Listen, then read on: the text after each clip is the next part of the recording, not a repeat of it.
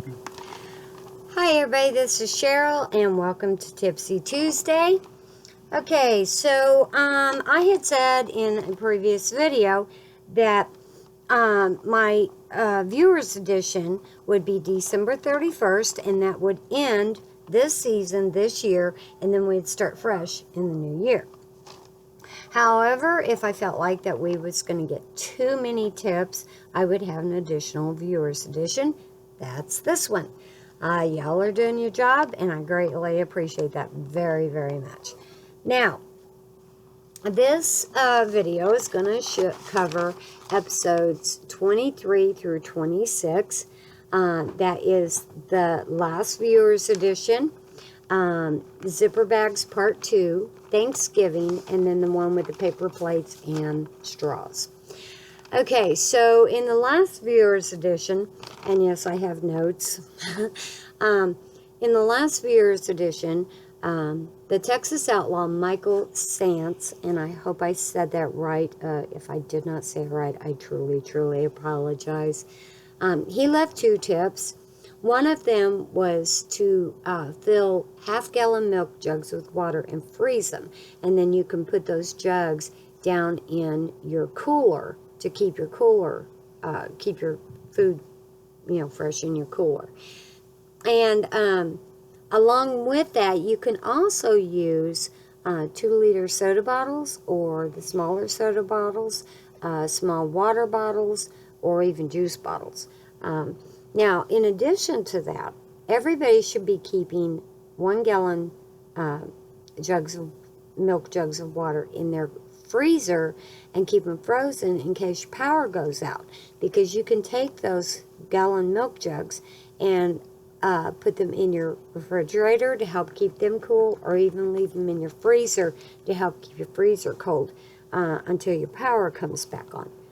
So great tip there. I greatly appreciate that. Now, his other tip was also left by Old School Prepper, and both of them was talking about the cardboard type egg cartons and making using them to plant seeds in to get starts for your garden. Now, this goes along with the one I had given about using the paper towel cores and cutting them down to size and planting your seeds in that, and then using those for your starts. All of that is a very good idea, and of course, those types of things all you have to do is just take the whole thing and stick it in the ground, because you don't have to worry about any kind of problems with the egg cartons or the paper towel rolls. And sorry, I got Sebastian harassing me here. Now, go on. Now, Old School Prepper had also talked about going along with the seeds in the garden, about doing a seed germination test.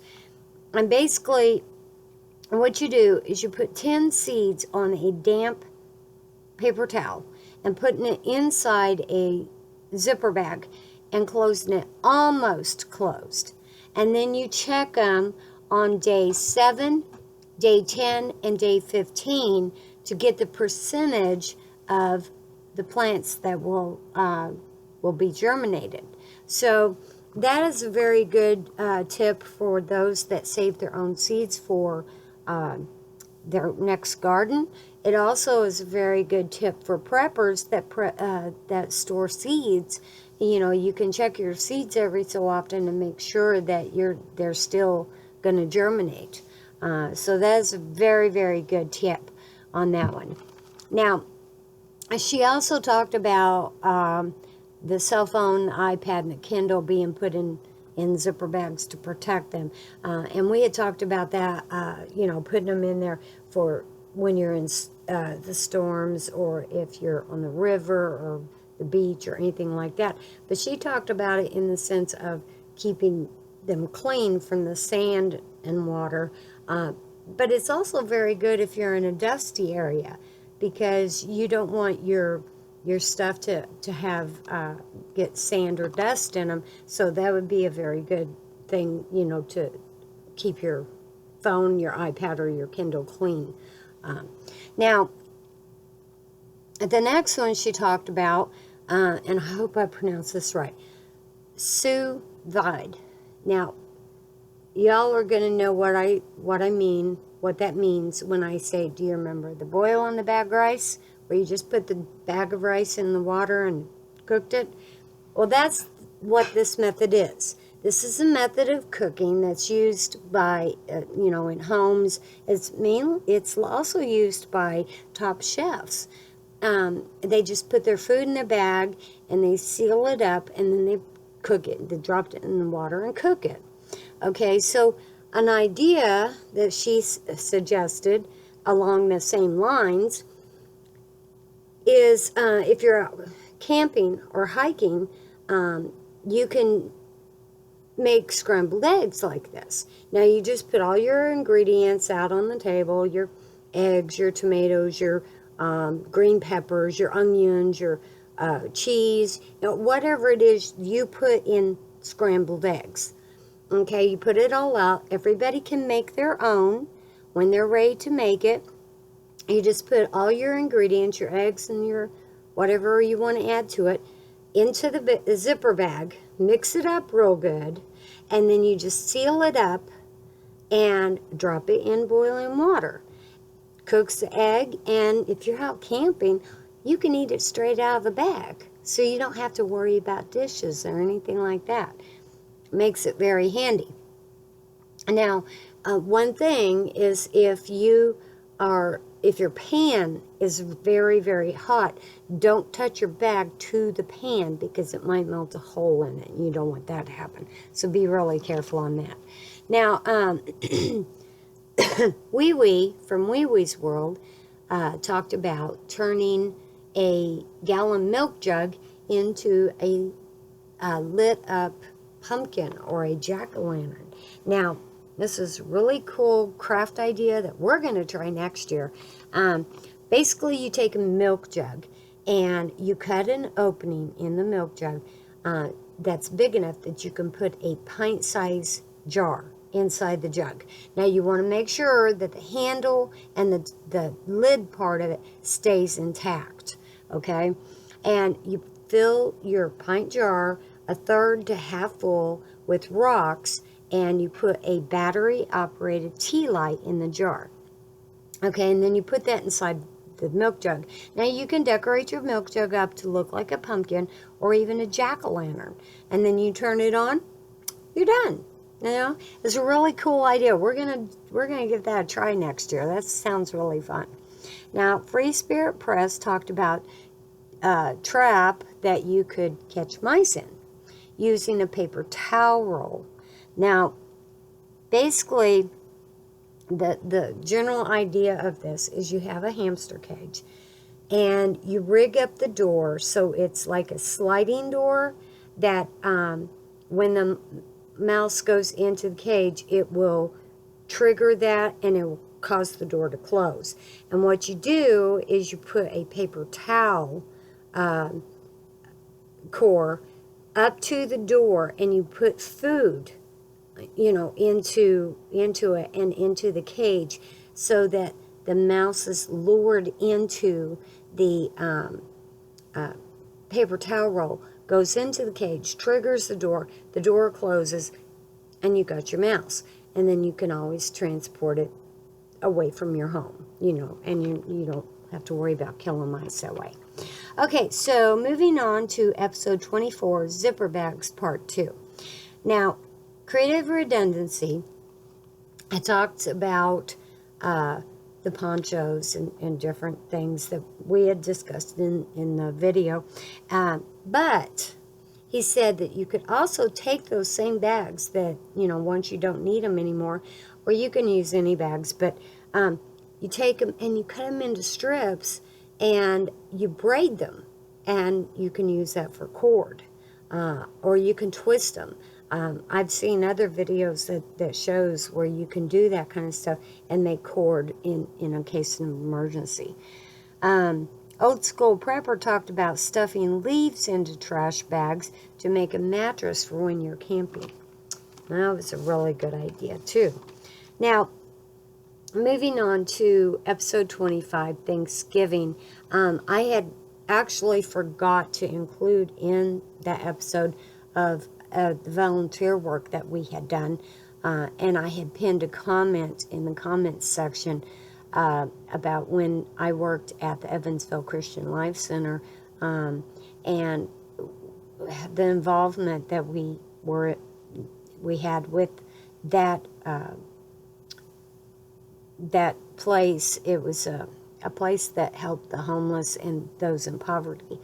And we also, the church we went to also worked very closely with this place. And the days leading up to Thanksgiving, we would do different things to help prepare the food. And people would apply to get a meal delivered to them on Thanksgiving. And this would be like veterans, the elderly, the disabled, anybody that was shut in that didn't have any place to go. They could apply to get a plate. And then on Thanksgiving Day, members of the church would deliver the meals. But we would go in the days prior to that and help prepare the food. You know, there was one day where we went and made nothing but muffins. We went another day and we had the bread tearing party where we shredded up all the loaves of bread that had been donated that so they could make stuffing, you know, that kind of thing. If your area does have something like that, you can get involved with that kind of stuff and, you know, give you something that you can do on Thanksgiving Day. Our area doesn't have anything like that, but if they did, we certainly would get involved with that. Now, also, there was some talk about night shift and how sometimes it's really hard when you work a night shift to prepare in advance. Night shift does create a big problem for trying to get, you know, things done in time. And, you know, a lot of people do have issues with getting a lot of stuff done. One of the things you can do is make things in advance. Make your pies up in advance and then freeze them. And then all you have to do is take them out, thaw them out, and they're ready to go. You can also prepare like mash, you know, cook your potatoes and get them all ready to mash and everything. Freeze them, and then when it comes time, you can just heat them back up. Add your milk, your butter, your salt, your pepper, whatever you're going to add to it, and mash them, and they're ready to go. You just have to heat them up. You can make dishes in advance. Freeze them, and then just take them out, thaw them out, and heat them up, and you're ready to go. There's a lot of things like that that you could do. Now, also, Wee Wee from Wee Wee's World talked about, she made Hawaiian fruit cups, and all it is baked egg whites that is formed into like a little cup, and then you just fill it with sliced strawberries, kiwi, banana, pineapple, raisins, or whatever fruit you want to add to it, and then you put a dollop of Cool Whip on top of it, and you know, it's a little dessert, and it's cute, and it sounds really good. Okay, so that was pretty much all of the Thanksgiving. Most of it was just like trips down memory lane type thing. Paper plates and straws. Now this one, I had a few tips on it. One thing I did forget to talk about on the straws, when you fill them, make sure you write on the outside of it what is in the straw. I use like a Sharpie, and I just write in there like Vaseline cotton, so that I know that it's fire starter, or salt. And I also include like how much salt's in there. Like some of them I made have a quarter teaspoon. Some of them have a full teaspoon. It depends on, you know, how big of a straw I used. And I'll be showing those in my food bucket video, so don't worry about that. But make sure you write on the outside of it what it is. I did not do that to a lot of them, but when it comes to the food, I did. I was very careful to write that on there. Now, Prep For It said that the shakers I talked about also make inaccurate frisbees. And yeah, we used to use the paper plates and the foam plates for frisbees, make fun frisbees. Now, more things that you can put into the straws, give you some ideas: jelly, honey, iodine, peroxide, toothpaste, a single dose of like something like Tylenol or Advil or aspirin or whatever pain reliever you take, a single dose of that. Strike anywhere matches, hand sanitizer, coffee, creamer, sugar. Those are some of the things that you can put inside the straws. Uncle Al suggested the extra fine planting seeds. He uses that to put seeds. He puts them in seeds in the straws so that, you know, when he goes to plant his raised beds, he just takes it out and spreads the seeds and he's done. Now, one thing I wanted to mention, when you're making the straws, clamp and seal one end of them and then fill them. Now, before you clamp that other end and seal it, make sure it's clean.